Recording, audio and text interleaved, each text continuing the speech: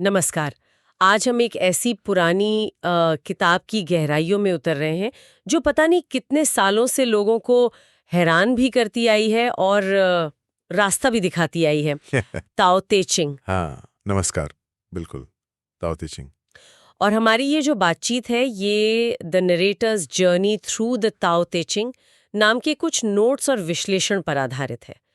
तो हम बस यूं समझिए कि रास्ता दिखाने वाले हैं ताकि लाओ त्जू जो पुराने गुरु थे उनकी बातों के जो इशारे हैं उन्हें पकड़ सकें। बिल्कुल, एक तरह से हम बस सूत्रधार हैं। हाँ, हमारा मकसद है कि इस पुरानी लिखाई के जो खास विचार हैं उनको समझें, खासकर वो जो विरोधाभास लगते हैं और जो सादगी है इसमें, और ये देखें कि आज की जो हमारी इतनी तेज रफ्तार वाली जिंदगी है उसमें ये बातें कैसे काम आ सकती हैं। सही कहा। ये कोई सिद्धांत बनाने की बात नहीं है। नहीं, ये उस खाली जगह को महसूस करने जैसा है जहाँ जहाँ कोई इमारत खड़ी होती है। क्या बात है, बहुत अच्छा कहा। और शुरुआत ही बड़ी मजेदार है, एक पहेली सी लगती है। कहते हैं जिस ताओ के बारे में बताया जा सकता है वो हमेशा रहने वाला ताओ नहीं है। हाँ, तो मतलब हम आज कुछ ऐसा समझने की कोशिश कर रहे हैं जिससे शायद शब्दों में पूरी तरह बांधा ही नहीं जा सकता। बिल्कुल सही। ये कोशिश ही अपने आप में ताओ के रास्ते पर चलने जैसी है। चलिए तो फिर शुरू करते हैं ये खोज। हाँ, और जैसा आपने कहा, ये किताब कोई नियमों की लिस्ट नहीं है। ये तो एक आईने की तरह है। इसमें तर्क से ज्यादा महसूस करने वाली बात है। मकसद एक गहरी समझ पैदा हो, पर जानकारी का बोझ न लगे। तो सबसे पहला सवाल, ये ताओ है क्या? जब किताब ही कह रही है कि इसे नाम नहीं दे सकते, बता नहीं सकते, तो फिर बात कैसे आगे बढ़ेगी? ये तो शुरू में ही उलझा देता है। हाँ, ये सबसे बुनियादी और शायद सबसे गहरा विचार इसमें। ताओ वो अनदेखा, वो अनकहा स्रोत है, जहां से सब कुछ निकलता है। जैसे ही हम उसे कोई नाम देते हैं, जैसे भगवान या ऊर्जा या कुछ भी। कुछ भी, तो हम उसे एक सीमा में बांध देते हैं। लाओ त्सु यही कहते हैं कि अगर आप एक छांव के साथ दुनिया को देखते हैं, तो आपको बस उसकी बाहरी शक्ल, उसकी अभिव्यक्तियां दिखती हैं। अच्छा। लेकिन अगर आप एक छांव से मुक्त होकर, शांत होकर देखते हैं, तो उसका जो असली गहरा मौन रहस्य है, वो शायद खुलने लगता है। तो ये विरोधाभास ये शुरू से ही है। बिल्कुल, ये विरोधाभास ही ताओ की पहचान है। वो सब कुछ भी है और शायद कुछ भी नहीं। और यही बात आगे भी दिखती है, जैसे अच्छे बुरे सुंदर बदसूरत के बारे में जो कहा गया है कि ये चीजें अपने आप में नहीं होती बल्कि एक दूसरे की वजह से होती हैं। ये तो दुनिया को देखने का बिल्कुल अलग नजरिया है। सही कहा आपने। ये एक, हाँ, चौंकाने वाला विचार है। हम सोचते हैं कि सुंदरता अपने आप में कुछ है, हाँ।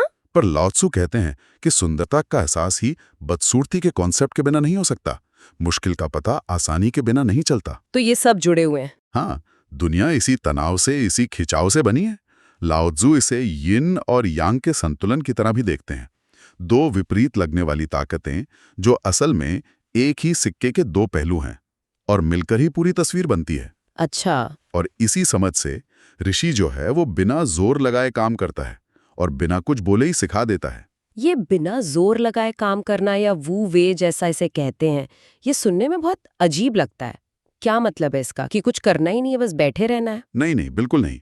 ये समझना बहुत जरूरी है। ये आलस का संदेश तो कत्ते ही नहीं है। वू वही का मतलब है बिना जोर जबरदस्ती के काम करना। चीजों का जो अपना एक कुदरती बहाव है, उसके साथ चलना। जैसे?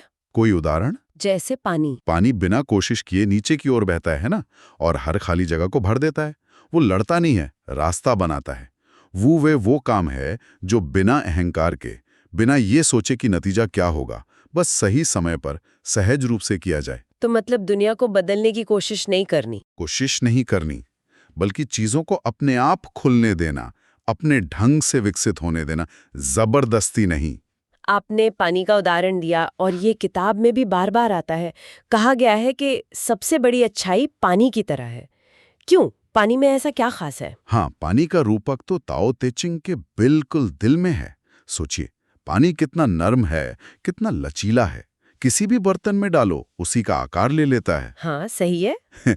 लेकिन यही नर्म पानी लगातार बहता रहे तो दुनिया के सबसे कठोर चट्टान को भी काट सकता है। अरे हाँ। तो ये हमें सिखाता है कि असली ताकत अकड़ में नहीं है, बल्कि झुकने में है, लचीलेपन में है, विनम्रता में है, सबके साथ घुल-मिल जाने में है। पानी नीचे की जगहों पर बहता है, जहां लोग रहना पसंद नहीं करते। वो सबको जीवन देता है, पर श्रेय नहीं लेता।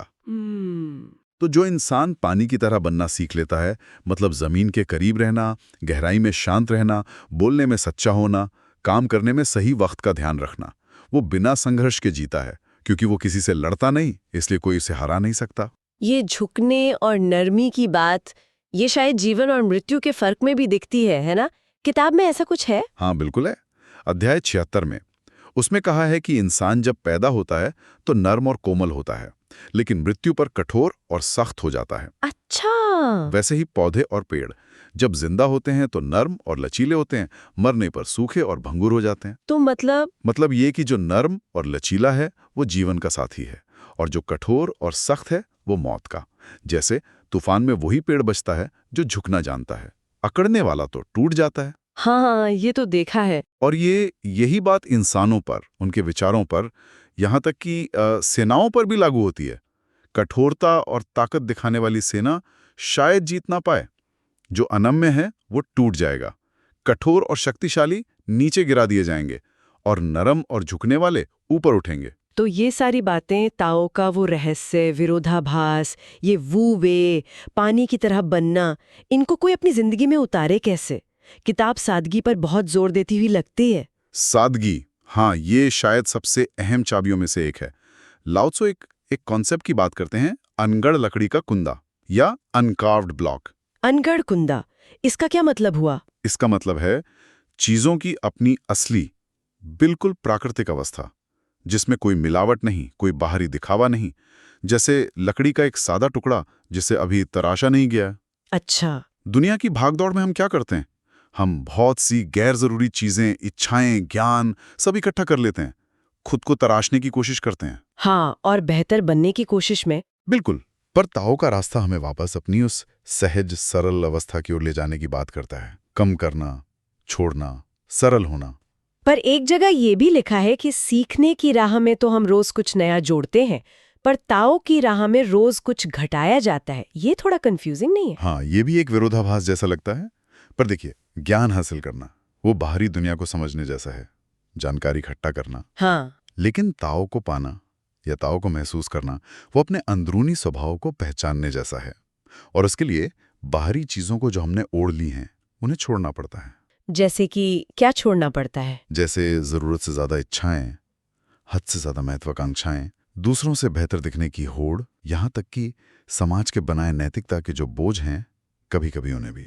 अच्छा। जब आप चीजों को छोड़ते जाते हैं, कम करते जाते हैं, तो आप हल्के होते जाते हैं, और आखिर में वो वुवेई वाली अवस्था यानी सहज कर्म की अवस्था आ जाती है। जब कुछ जबरदस्ती नहीं किया जाता तो कुछ भी अधूरा नहीं छूटता, सब अपने आप होता है। ये सुनने में तो बहुत शांति देने वाला लगता है, खासकर आज की दुनिया में जहां हर वक्त और करो और पाओ का दबाव रहता है। पर क्या ये वाकई मुमकिन है? मुमकिन है या नहीं, ये तो हर किसी को खुद देखना होगा, पर यह विचार अपने आप में बहुत शक्तिशाली है। हाँ, वो तो है। एक जगह कहा है कि दूसरों को जानना बुद्धिमानी है, पर खुद को जानना ही असली ज्ञान है, आत्मज्ञान। बिल्कुल। और ये भी कि दूसरों पर विजय पाना शारीरिक शक्ति है, पर खुद पर विजय पाना, अपने मन पर, अपनी इच्छाओं पर, वो असली शक्ति है। और वो संतुष्टि वाली बात, जो संतुष्ट है वही अमीर है। हाँ, ये आज के समय के लिए शायद पहले से भी ज्यादा जरूरी संदेश है। हम बाहर दौलत खोजते रहते हैं, पर लाओ त्सो कहते हैं कि असली दौलत तो अंदर है, संतुष्टि में। जो ये समझ लेता है कि मेरे पास जो है वो काफी है, वही असल में अमीर है। और यही सादगी, यही संतोष अंदरूनी शांति लाते हैं। किताब में शासन करने मतलब लीडरशिप के बारे में भी कुछ बड़ी अनोखी बातें कही गई हैं, जैसे वो कि सबसे अच्छा शासक वो है जिसके होने का लोगों को पता ही न चले। ये कैसे हो सकता है? हाँ, ये पारंपरिक लीडरशिप की जो सोच है उससे बिल्कुल उल्टा है। लाओ त्सो के मुताबिक आदर्श शासक वो है जो कम से कम दखल दे, हस्तक्षेप ना करे। मतलब सरकार कुछ करे ही नहीं? नहीं, ऐसा नहीं, पर वो दखल अंदाजी कम करे।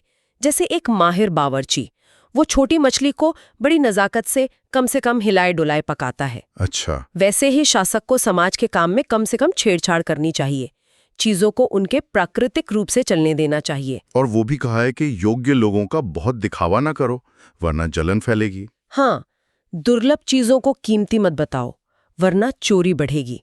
लोगों की इच्छाओं को बहुत मत भड़काओ, वरना मन अशांत रहेगा। तो फिर शासक करे क्या? लोगों का पेट भरे, जरूरतें पूरी करे, लेकिन उनके दिमाग को खाली रखे, मतलब सरल रखे, उनकी इच्छाओं को कमजोर करे और हड्डियों को मजबूत। यानी बुनियादी जरूरतें पूरी हों, पर दिमागी उधेड़बुन और लालसा कम हो। तो समाज में अपने आप शांति रहेगी। हाँ, ऐसा उनका मानना है। शासक को खुद पीछे रहना चाहिए, लोगों को आगे बढ़ने देना चाहिए, बिना अपना डंडोरा पीटे। एक और बड़ी दिलचस्प बात है वो रहस्यमयी मिलन या मिस्टिक यूनियन वाली, कि जो जानते हैं वो बोलते नहीं और जो बोलते हैं वो जानते नहीं। हाँ, अध्याय 55। मुंह बंद रखो, धार को कुंद करो, गांठें खोल दो, चमक को धीमा कर दो, धूल में मिल जाओ। इसका क्या मतलब है? ये तो और भी रहस्यमयी है। ये उस अवस्था की बात है जब कोई इंसान सचमुच ताओ को, उस परम सत्य को महसूस कर लेता है, इतनी गहराई से कि उसे शब्दों में बताने की जरूरत ही नहीं रहती। तो वो चुप हो जाता है। चुप हो जाता है, या यूं कहिए कि उसके शब्द सामान्य नहीं रहते। वो दुनिया के साथ इतना घुल मिल जाता है, एकाकार हो जाता है कि नफा नुकसान, इज्जत बेइज्जती, ये सब चीजें उसके लिए मायने नहीं रखती। धूल में मिल जाने जैसा। हाँ, वो अपनी अलग पहचान को, अपने अहंकार को इतना फैला देता है कि वो हर चीज का हिस्सा बन जाता है, जैसे धूल का एक कण। इसीलिए कहा गया है कि यह सबसे कीमती चीज है स्वर्ग के नीचे, क्योंकि इसे न तो पाया जा सकता है, न खोया जा सकता है। इसे न तो फायदा पहुंचाया जा सकता है, न नुकसान। ये बस है।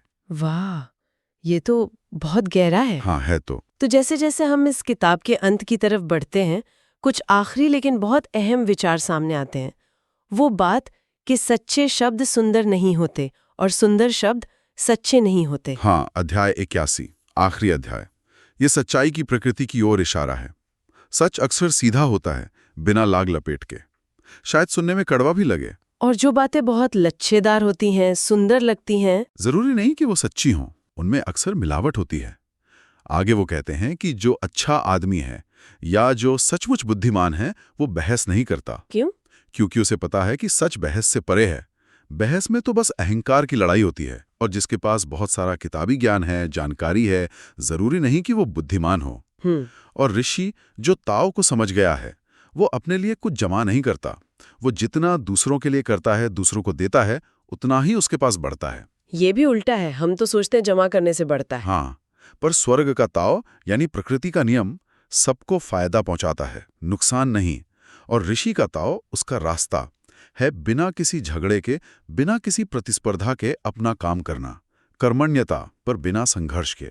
तो इस पूरी बातचीत का सार निकालें अगर, तो ताओ ते चिंग हमें कोई बना बनाया नक्शा या नियमों की लिस्ट नहीं देती। नहीं, बिल्कुल नहीं। बल्कि एक दिशा दिखाती है अपनी अंदरूनी प्रकृति की ओर लौटने की, दुनिया के साथ, यूनिवर्स के साथ तालमेल बिठाने की। बिल्कुल सही कहा। बिल्कुल सही कहा। यह हमें बार बार याद दिलाती है कि असली ताकत जोर जबरदस्ती में, अकड़ में नहीं है, बल्कि पानी की तरह नरम और लचीला होने में है। हाँ, और सच्ची खुशी ज्यादा पाने में नहीं, बल्कि जो है उसी में संतुष्ट होने में है। और सबसे गहरा ज्ञान वो शायद चुपचाप सहजता से जीने में है, ना कि बड़ी बड़ी बातें करने या दुनिया को बदलने की कोशिश करने में। तो ये जो विरोधाभास हैं, ये झुकना, ये सादगी, ये वू वे और वो अनघड़ कुंदे की ओर लौटना, यही वो इशारे हैं जो लाओ त्सु ने शायद हमारे लिए छोड़े हैं। बिल्कुल। जैसा कि हमारे स्रोत में भी कहा गया है कि ताओ ते चिंग को जानना इसके श्लोकों को रटना नहीं है, नहीं, बल्कि इसकी जो शांत गहरी धारा है उसको अपने सख्त किनारों को नरम करने देना है, अपनी कोशिशों की जो गांठें हमने बांध ली हैं उन्हें खोलने देना है, और खुद के होने का जो वो असली अनघड़ रूप है उस तक वापस पहुंचना है। क्या बात। और ये जो सदियों पुरानी बातें हैं, ये आज की जो हमारी इतनी उलझी हुई, इतनी तेज रफ्तार वाली दुनिया है, उसके लिए कमाल की हैं, बहुत प्रासंगिक हैं। हाँ, मुझे भी ऐसा ही लगता है। जहां हमें हर तरफ से इतनी जानकारी मिलती है, इतना दबाव रहता है कुछ ना कुछ करने का, वहां ये किताब एक ठहराव देती है, एक अलग नजरिया देती है। ये उन लोगों के लिए बहुत मददगार हो सकती है जो चीजों को जल्दी पर गहराई से समझना चाहते हैं, जो शायद जिंदगी में उन आहा मोमेंट्स की तलाश में है जहां अचानक कुछ समझ आ जाता है। हाँ, वो अचानक से बत्ती जलने वाले पल। बिल्कुल। और ज्ञान को सिर्फ जानना काफी नहीं होता, उसे महसूस करना, उसे जीना, वो ज्यादा जरूरी है। दुनिया को देखने के जितने ज्यादा नजरिए हम समझते हैं, हमारी अपनी समझ उतनी ही गहरी होती है। और जाते जाते शायद एक सवाल हम अपने सुनने वालों के लिए छोड़ सकते हैं सोचने के लिए, हाँ जरूर। कि हम अपनी रोजमर्रा की जिंदगी में बहुत छोटे छोटे तरीकों से ही सही, ये जो चीजों को अपने रास्ते चलने देने का विचार है, या वो अनगढ़ लकड़ी के कुंदे वाली सादगी, उसे कैसे अमल में ला सकते हैं। अच्छा सवाल है। आज की जो ये सेल्फ इम्प्रूवमेंट की दुनिया है, जहां लगातार खुद को बदलने, बेहतर बनाने पर इतना जोर है, वहां ये सादगी और सहजता का जो विचार है ताओ ते चिंग का, ये हमें क्या सिखा सकता है? क्या ये हमें चुनौती देता है? सोचने वाली बात है। हाँ, तो बातें तो यहाँ खत्म हुई, किताब के पन्ने भी पलट दिए गए, पर शायद असली सुनना अब शुरू होता है। बिल्कुल। हो सकता है ये बातचीत किसी के लिए अपनी और गहरी खोज का एक शुरुआती बिंदु बन जाए। उम्मीद तो यही है।